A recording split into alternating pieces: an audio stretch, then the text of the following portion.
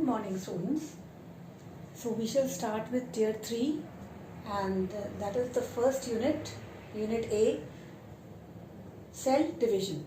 Now what is cell division? So some terms which we are going to use here and which you all have already done in cell structure. So the nucleus, the chromosomes, the DNA. These three cell organelles, they are involved in the process of cell division. Now what is cell division?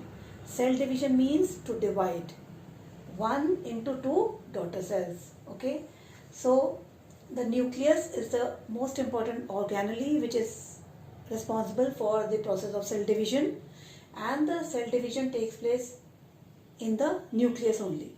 The nucleus, it divides into two parts after cell division. Then in the nucleus there are the fiber-like threads which are called chromatins. You all have already done cell structure, and these chromatins, they contain the chromosomes, right? Then on the chromosomes there are the DNAs.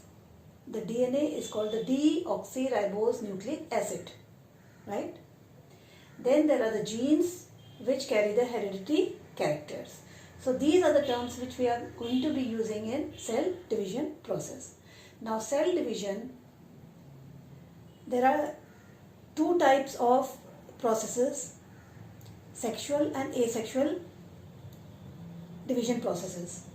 So what we are going to consider is asexual cell division process, right? So this takes place in plants and animal cells. In all the cells, in the somatic or body cells, all the cells except reproductive cells. Okay, so cell division takes place in all the body cells or somatic cells except the reproductive cells. And cell division is of two categories. First is mitosis and the second is meiosis. Now mitosis, it takes place in the eukaryotic cells. Now eukaryotic cells, you have studied prokaryotic and eukaryotic cells. So prokaryotics are single unicellular animals or organisms, and prokaryotics and eukaryotics are multicellular animals of plants, animals and fungi, different types. So they divide with the help of processes of mitosis and meiosis. Now you know mitosis, as I have told you previously, it takes place only in the body cells and somatic cells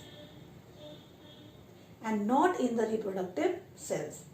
And division, when cell division takes place, a single cell is divided into two daughter cells, right? A single cell, it divides into two daughter cells, right? This is the process. They are called the daughter cells. Daughter cells. This is the main cell, right? So this is how cell division takes place. Now we are going to understand the process of mitosis. There are different stages in which the division process of the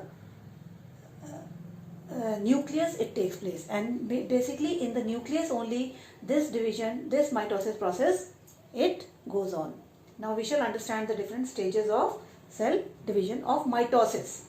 We shall understand the different divisions of phases of mitosis.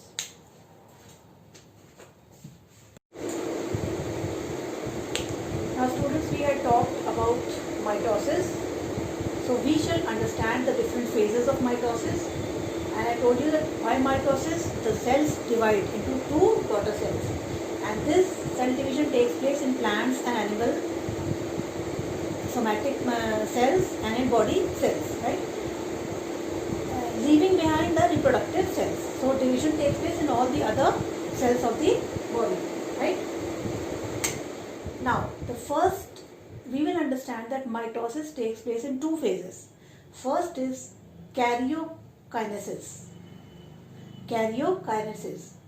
In this phase, division of nucleus and chromosomes of the cell takes place, right?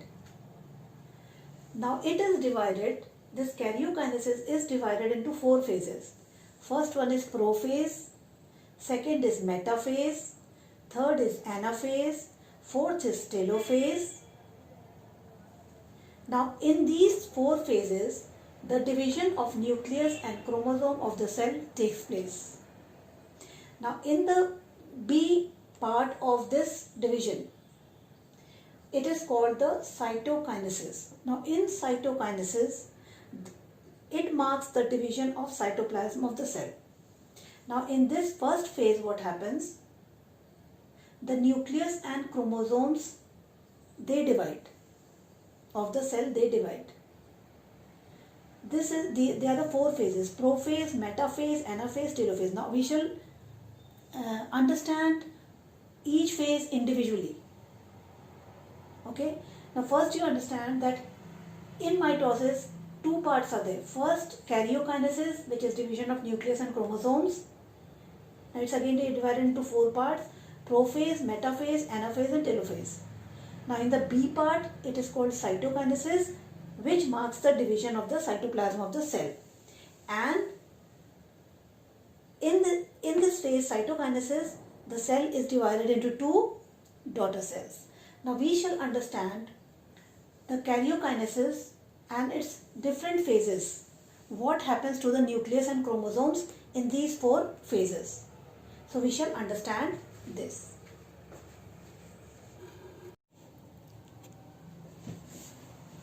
Now we shall understand the divisions, as I told you all, that mitosis is a cell division, and in mitosis I told you 2 stages are there: karyokinesis, that is division of the chromosomes and the nucleus, and cytokinesis, that's division of the cytoplasm.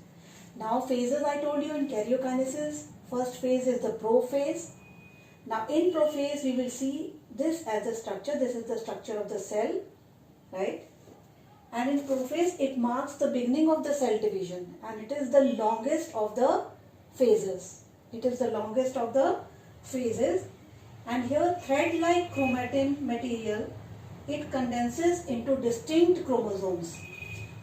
In the nucleus there are the chromosomes which are thread-like structures. Now here they become distinct structures, okay, and the nucleolus, it moves towards the side of the cell, towards one side of the cell.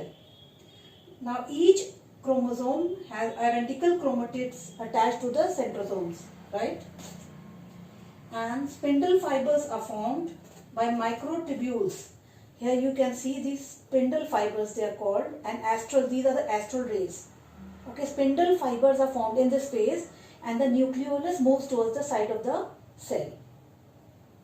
The cytoplasm becomes dense, thick, okay, and this phase is the longest phase, prophase, right?